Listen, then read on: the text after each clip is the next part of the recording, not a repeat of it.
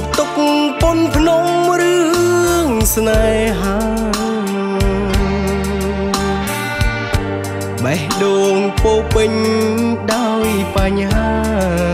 មិនដឹងស្រាយរបៀបណាអរ៉ាខ្វល់ចំបែង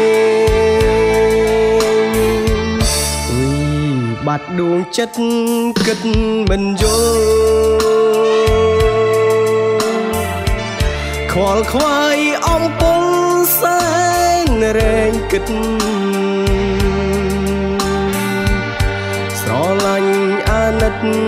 មានស្មើគ្នាមិនដឹងជ្រើសយកមួយណាបេះដូងឈឺសាណាស់ល្អដូចគ្នាតើពុំឲ្យរៀមធ្វើបែបណា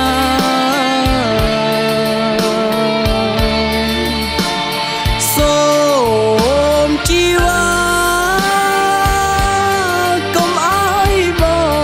ងរើសធ្វើអ្វី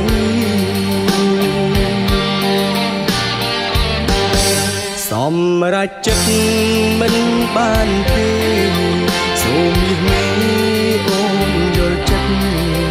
អ្នកស្រឡាញ់អ្នកអាណិតពិតស្រាយមិនបានបងសូមបន់សងទៅជាតិមុខបានសុខនឹងគ្នារឿងស្នេហា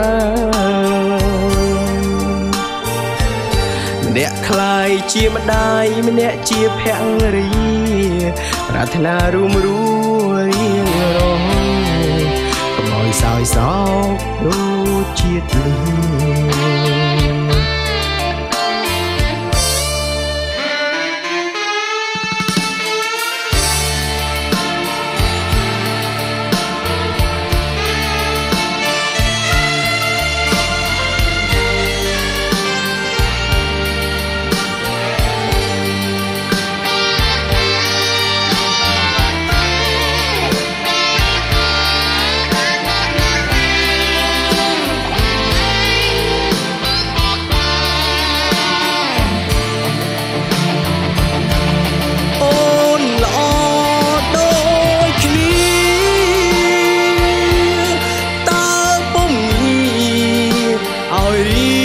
ធ្វើបែបណា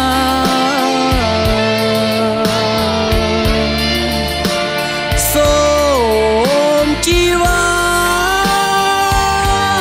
កុំឲ្យបងរើសធ្វើអ្វី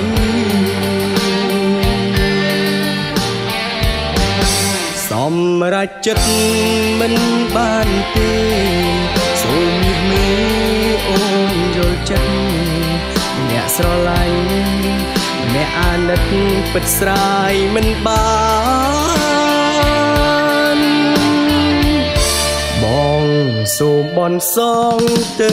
ជាតិមុខបានសុខនឹងគ្នារឿងស្នេហាម្នាក់คล้ายជាម្ដាយម្នាក់ជាភរិយាប្រាថ្នារួមរស់រៀងរហូតកុំឲ្យសោយសោកគ្រប់ជាតិ